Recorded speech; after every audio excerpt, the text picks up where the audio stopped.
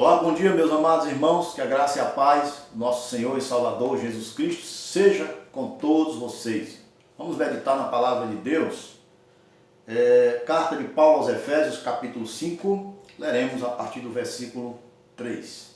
Diz assim a palavra de Deus: Mas a impudícia e toda sorte de impureza ou cobiça nem sequer se nomeia entre vós, como convém a santos. Nem conversação torpe, nem palavras vãs ou chocarrices, coisas essas inconvenientes, antes, pelo contrário, ações de graças. Sabei, pois isto, nenhum incontinente ou impuro ou avarento que é idólatra tem herança no reino de Cristo e de Deus. Ninguém vos engane com palavras vãs, porque por essas coisas vem a ira de Deus sobre os filhos da desobediência. Portanto, não sejais participantes com eles, pois outrora erais trevas, porém agora sois luz no Senhor. Andai como filhos da luz. E não sejais cúmplices nas obras infrutíferas das trevas, antes, porém, reprovai-as, porque o que eles fazem em oculto, o só referir é vergonha. Mas todas as coisas, quando reprovadas pela luz, se tornam manifestas, porque tudo o que se manifesta é luz. Pelo que diz: Desperta, ó tu que dormes, levanta-te de entre os mortos, e Cristo te iluminará. Portanto, vede prudentemente como andais, não como nécios e sim como sábios, remindo o tempo porque os dias são maus. Por esta razão não vos torneis insensatos, mas procurai compreender qual a vontade do Senhor, e não vos embriagueis com vinho, no qual há dissolução, mas enchei-vos do Espírito.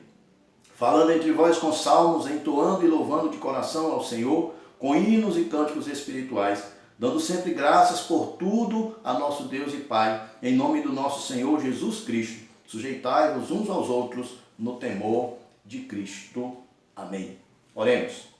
Nosso Deus, nosso Pai soberano, te agradecemos pela noite, por mais um dia de vida que nos concede, pela palavra, Senhor, que lemos neste momento, e ao mesmo tempo pedimos a inspiração, a orientação do Espírito Santo, que o Senhor fale ao nosso coração neste momento, através da tua santa palavra, em nome de Jesus. Amém. Meus amados, conhecemos o exímio plantador de igrejas que foi o apóstolo Paulo, e ele tinha uma preocupação não apenas de plantar, mas de regar, de cuidar de todas as formas, de incentivar o crescimento, a edificação e o amadurecimento espiritual daquelas igrejas, né? Mesmo quando ele se ausentava, mas ele continuava através de cartas, pastoreando aquelas igrejas. A igreja em Éfeso era um dos exemplos dessa igreja. Paulo já havia estabelecido ali pastor, por sua vez era o jovem Timóteo, já havia estabelecido ali presbíteros, já havia organizado aquela igreja. Mas ele tinha uma preocupação constante em equipar os santos para a batalha, em fortalecer os santos, para que eles pudessem combater as crises que posteriormente seriam estabelecidas, assolariam a igreja. Crise essa, na verdade, que teve a origem já no Éden, com o pecado, e que trouxe a degradação, a depravação, a corrupção do gênero humano. Mas Deus, na sua graça e misericórdia, ele sempre providenciou, ele separou, ele preservou um povo fiel a si, fiel à sua palavra, né? E este povo se multiplicou, cresceu. Deus fez uma aliança com Abraão e posteriormente em Cristo Deus abre as portas da salvação pela graça para o mundo inteiro. E Paulo torna-se um ministro do Evangelho de Cristo aos gentios, né? E consequentemente ele pregava a um povo descrente, a um povo que tinha costumes diferentes, a um povo pagão, que não conhecia antes o Deus de Israel, não conhecia a lei do Senhor, não seguiam regras, né, inerentes da palavra de Deus. Então Paulo precisa agora exortar esse povo para que haja uma mudança nos seus costumes, nas suas práticas, aquilo que eles achavam natural. Paulo precisa falar para eles que eles não devem encarar aquilo de forma alguma como algo natural, como algo comum, como algo aceitável a Deus. Mas Deus exigia agora uma nova natureza, um novo comportamento de cada um. E nós queremos falar, meus amados, baseados no texto sagrado que nós lemos, exatamente a respeito disso, né? As crises que assolam o cristianismo, a igreja. Como já falei, em todo tempo vem se estabelecendo crises. Mas a igreja moderna tem as suas crises e ela se instala de várias formas, e nós queremos falar aqui pelo menos em 3 esferas a respeito da crise que assola o cristianismo. A primeira esfera que nós queremos falar é a respeito da esfera moral, né? A crise moral. E Paulo apresenta isso fazendo o contraste entre o comportamento dos ímpios e o comportamento da igreja. O procedimento dos pecadores e como deve ser o procedimento dos santos. Versículo de número 3. Mas a impudícia e toda sorte de impurezas ou cobiça nem sequer se nomeia entre vós, como convém a santos. Nem conversação torpe, nem palavras vãs ou chocarrices, coisas essas inconvenientes. Pelo contrário, ações de graças. Paulo reprova comportamentos pecaminosos, seja na mente, seja no coração, sejam em palavras, sejam em ações. Ele fala aqui a respeito da impudícia, que é falta de pudor, é falta de caráter, é falta de moral, de honra. O crente, meus amados irmãos, ele deve ter caráter, ele deve ter moral, ele deve ter honra e promover a honra de Cristo e a sua própria como pessoa, como um cidadão celestial. Como é que isso é promovido? Através das suas ações, através das suas palavras, do seu comportamento, o fruto daquilo que está no seu interior, no seu coração, na sua mente, ele é externado através da vida. E Paulo exorta aqui a nós reprovarmos a impudícia, reprovarmos a impureza, reprovarmos a cobiça e andarmos como filhos de Deus, como santos. Santo é alguém que foi separado para Deus, separado do pecado, separado deste mar de corrupção em que o mundo está mergulhado e que foi purificado, foi regenerado e agora foi justificado e agora precisa ser santificado para a glória de Deus. Nem conversação torpe, nem palavras vãs. O que você tem falado? Quais são as suas rodas de conversa? Qual é o seu vocabulário? Será que você tem glorificado a Deus no seu falar? Paulo contraria também aqui a chocarrice. É uma palavra que talvez não seja comum ao meu e ao seu dicionário, mas que significa falar com ironia, com insolência, né? Deboche. Palavras que nós falamos para zombar do nosso próximo, enfim, para colocar em dúvida. São palavras que são inconvenientes aos santos. E Paulo diz isso, coisas essas inconvenientes. Antes, pelo contrário, ações de graça. O que deve agora fluir do nosso interior, através dos nossos lábios, das nossas ações, são ações de graças ao nosso Deus. Precisamos agora ter um coração cheio de louvor e adoração e externar com toda a energia que temos para a honra e para a glória do nosso Deus. Versículo 5. Sabei, pois isto, nenhum incontinente ou impuro ou avarento que é idólatra tem herança no reino de Cristo e de Deus. O incontinente é aquela pessoa que não se contém, aquela pessoa que não tem domínio próprio, né? E além do incontinente, ele fala aqui do impuro e do avarento. O impuro é aquela pessoa que a sua mente é completamente impura, e a impureza da mente, a impureza do coração, ela termina se externando. E o fruto da impureza vem à tona, queridos irmãos.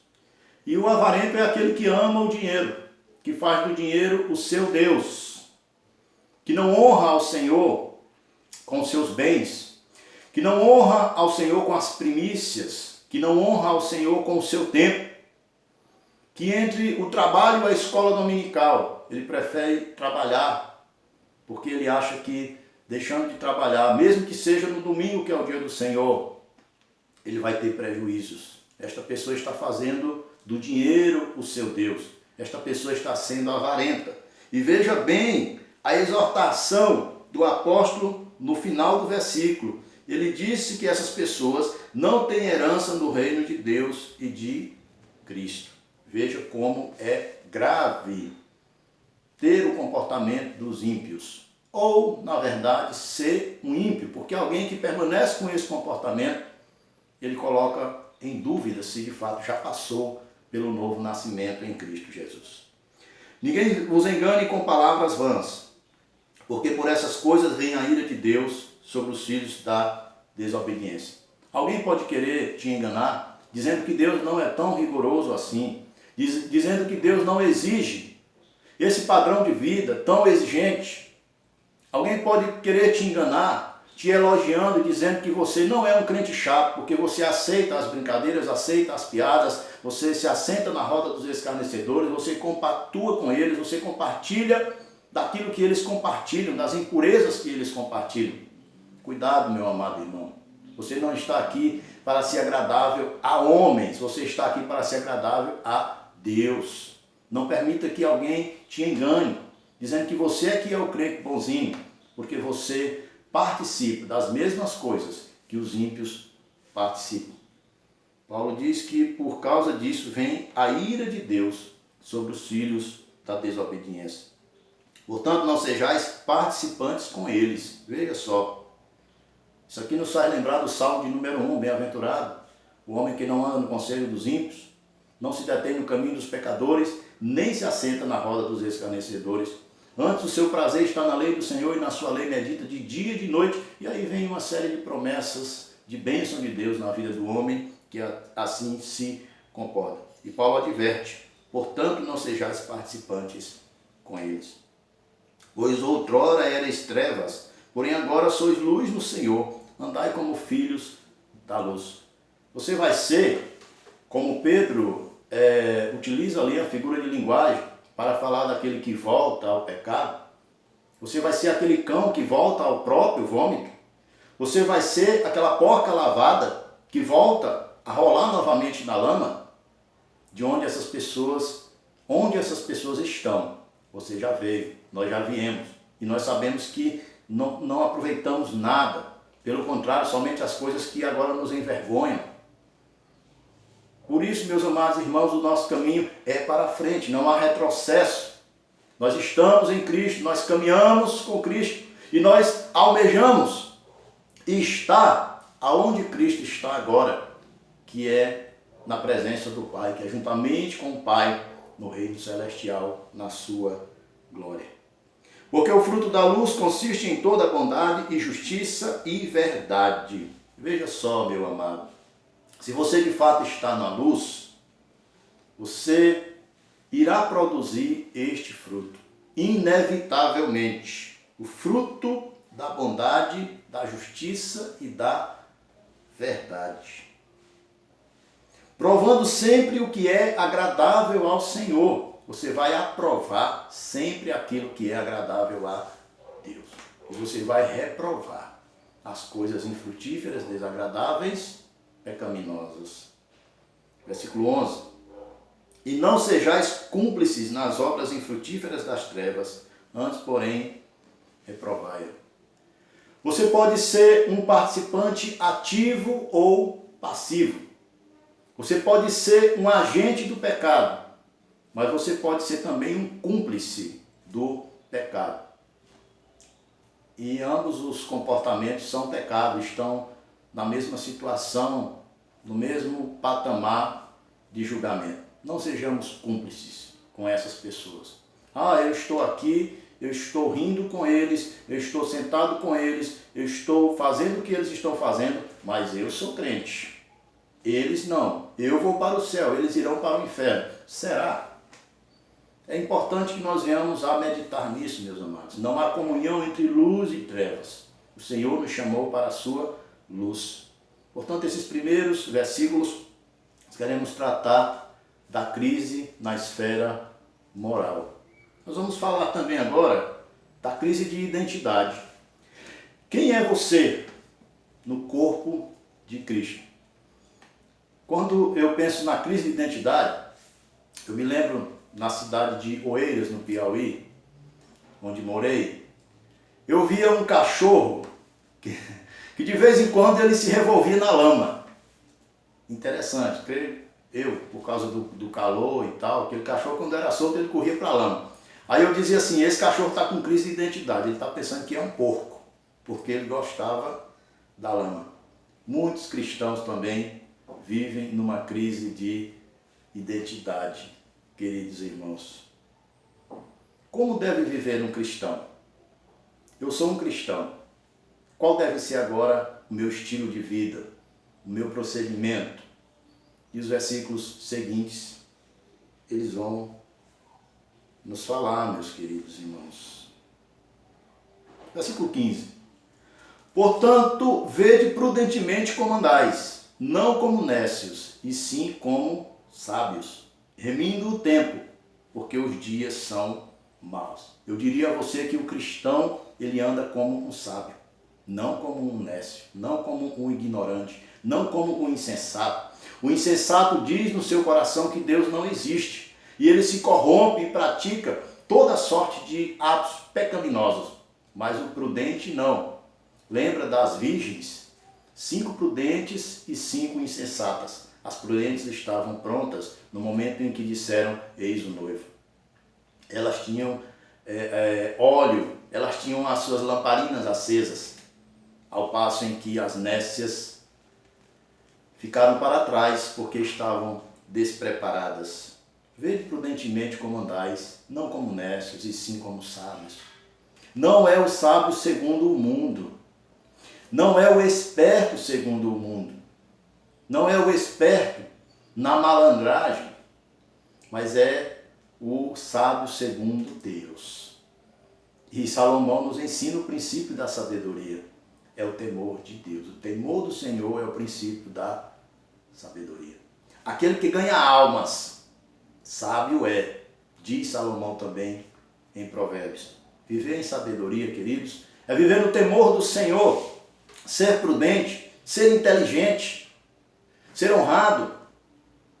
É viver no temor do Senhor, é ganhar almas, pregando o Evangelho de Cristo, com palavras e com ações. Remindo o tempo, porque os dias são maus. O cristão, ele deve remir o tempo, ele deve entender que o tempo é curto e que os dias são maus. Precisamos trabalhar diligentemente pelo reino de Cristo. E precisamos andar prudentes, como Jesus disse aos seus discípulos na grande comissão. Sede prudentes como as serpentes e simples como as pombas. Ao passo em que nós devemos ser simples no falar, no agir, no vestir, no proceder, nós devemos também ser prudentes, atentos às ciladas do maligno, atentos àquilo que se passa em nossa volta, a visão do mundo, ter uma cosmovisão cristã e entender de onde viemos, o que estamos fazendo aqui e para onde nós iremos. Meditar no que tem acontecido no mundo afora e entender que tudo isso é para nos nortear, é para nos orientar, é para nos dirigir, é para nos levar até um lugar seguro, que é a presença do nosso Deus. E não vos embriagueis com o vinho, no qual há dissolução, mas enchei-vos do Espírito. Você tem procurado se encher do Espírito? Você tem procurado orar mais, ler mais a palavra, viver na presença de Deus? Essa quarentena, meus queridos irmãos, nós devemos ter muito cuidado, porque ela tem duas vertentes. Ela tem trazido pessoas aos pés de Cristo, através dos cultos familiares, através até mesmo pessoas amedrontadas, com medo, ou pessoas que algum parente adoeceu, ou ela própria, tem abrido o coração para ouvir a palavra de Deus, tem buscado de alguma forma ajuda. Mas tem o outro lado. Crentes têm esfriado. Por quê? Porque não têm se congregado e não têm procurado se alimentar espiritualmente. Semana passada estivemos visitando todos os irmãos, só indo até a porta e deixando algo para aqueles irmãos, para entenderem que continuamos como igreja, continuamos pastoreando, continuamos amando cada um deles, e cada um em suas casas, porém, o laço que nos une, vamos nos utilizar agora desse ditado, é maior do que a diferença que nos separa nesse momento, é maior do que a dificuldade, a tribulação que tem nos separado nesse momento. E aí eu fiquei entristecido, porque eu perguntava àqueles irmãos: você tem assistido às pastorais? Você tem feito o culto doméstico? Você tem se reunido com a sua família? E a maioria das respostas, sinceramente, os irmãos disseram não. Nos entristece, meus amados. Poderia ficar feliz com a honestidade dos irmãos, né? Tudo bem, parabéns pela honestidade. Mas, meu amado irmão, tome muito cuidado. Porque aquelas 5 virgens nécias adormeceram. Aliás, todas adormeceram. Mas as prudentes, elas tinham azeite de sobra. As nécias, não. Elas não se consagravam, elas não oravam, elas não valorizavam, elas não buscavam a Deus. Não pense você, meu amado irmão, minha amada irmã, que você vai se justificar diante de Deus dizendo: as igrejas estavam fechadas. A igreja nunca fechou, os templos fecharam. Mas as igrejas nunca fecharam. O material, mais do que nunca, para a sua edificação, está sendo fornecido. Nunca se levantou tantos pregadores como nessa quarentena. Nunca tanto material digital, online, foi produzido.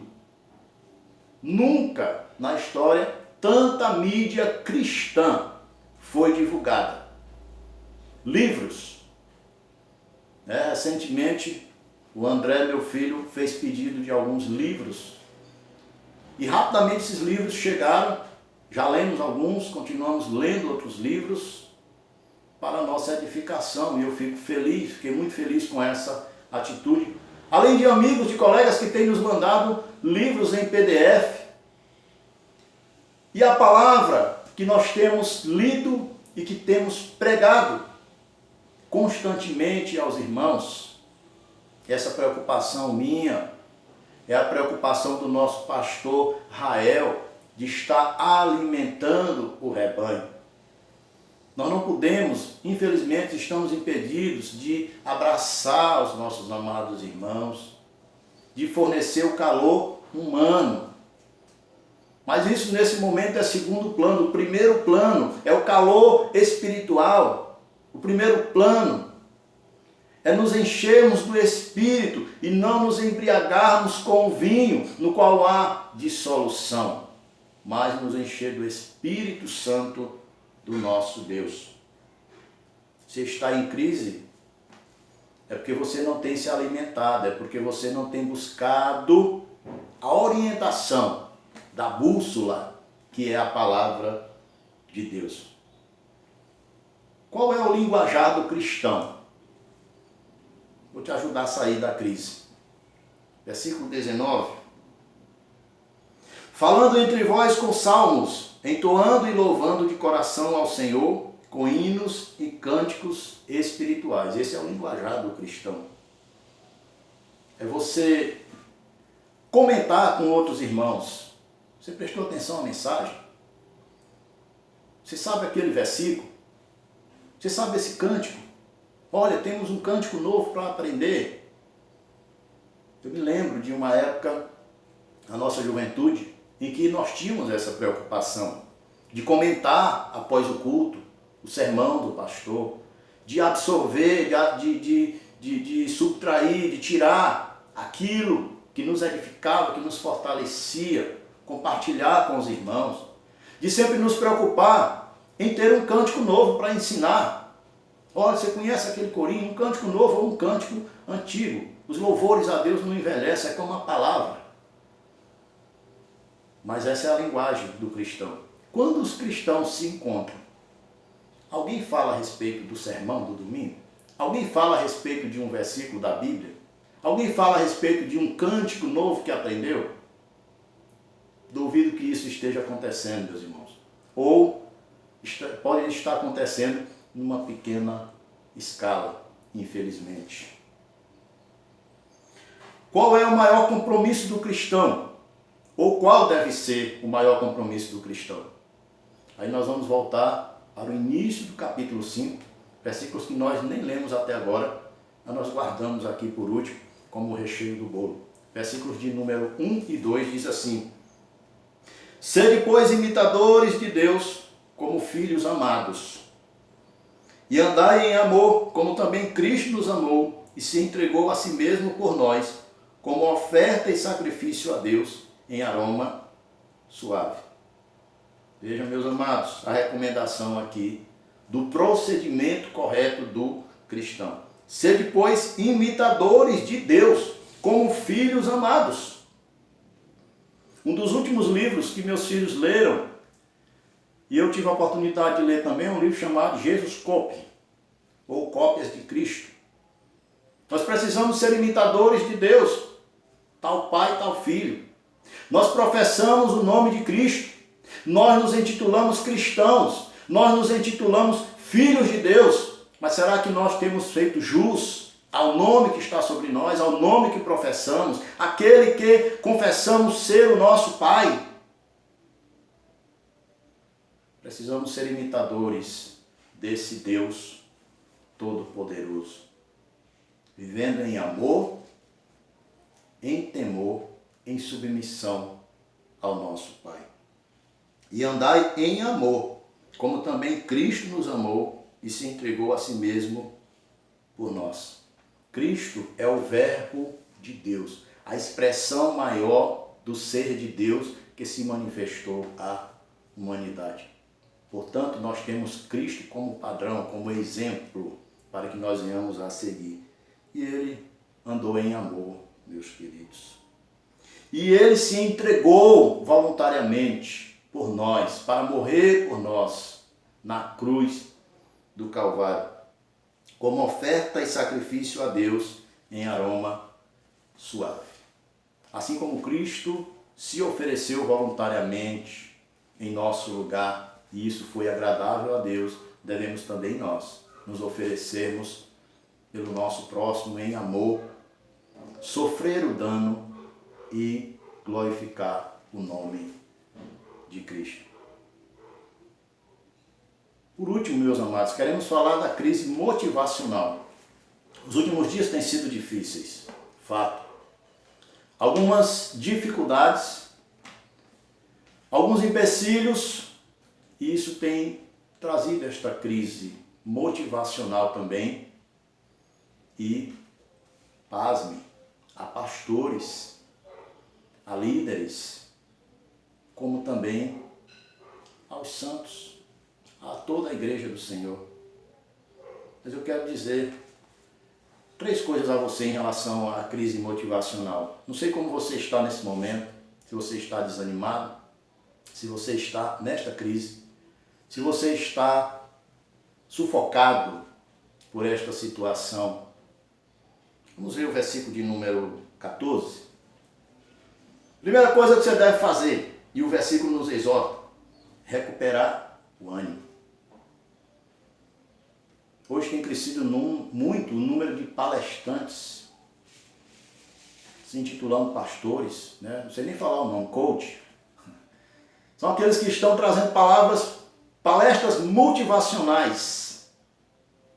A palavra de Deus não deixa de ser o maior livro motivacional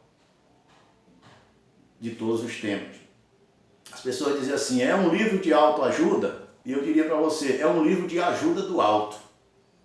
Palavra do Senhor para você. Eu quero te dizer, baseado nesse texto, recupere o teu ânimo. Se reanime no Senhor. Veja o que Paulo diz, versículo 14. Pelo que diz, desperta, ó tu que dormes. Desperta, ó tu que dormes. Te reanima. Acorda. Cuidado com o que está se passando, para que você não venha a dormir de vez o sono da indolência. Mas fica esperto, acorda. Devemos, além de recuperar o ânimo, tomar uma posição. Veja o restante do versículo. Levanta-te de entre os mortos. Às vezes nós assistimos aqueles filmes de guerra, em que o exército inimigo mata completamente um batalhão inteiro. E aí eles vêm para conferir se realmente todos foram mortos.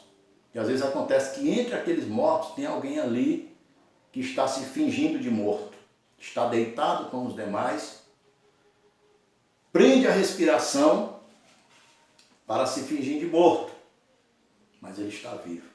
Quando o inimigo se afasta, aquela pessoa se levanta e, se tiver a oportunidade de fugir, ele foge. O cristão que já foi fortalecido, regenerado, né, em Cristo Jesus, ele recebeu nova vida, ele ressuscitou com Cristo. Mas muitas vezes ele está deitado entre os mortos, ele está como alguém que está morto também, ele está apático, ele está, enfim, estagnado, está parado, paralisado pelas circunstâncias. E ele está deitado como morto. Veja o que Paulo diz. Desperta, ó tu que dormes. Levanta-te de entre os mortos. Coloque na sua mente e no seu coração que você não está morto. Você está vivo em Cristo. Você estava sim morto nos seus delitos e pecados. Mas quando você veio para Cristo, Ele te deu vida e te fez assentar nos lugares celestiais. Portanto, tome posição. Se você é um crente em Cristo Jesus, este momento é um momento de guerra. Levante-se e tome a posição firme na presença do nosso Deus. E por último, a última recomendação de Paulo é: entregue-se a Cristo. Não poderia ser diferente. Não é você, não é um super-homem, não é um super soldado. A força não está dentro de você. A força vem do alto, a força vem de Cristo. Por isso ele diz: e Cristo te iluminará.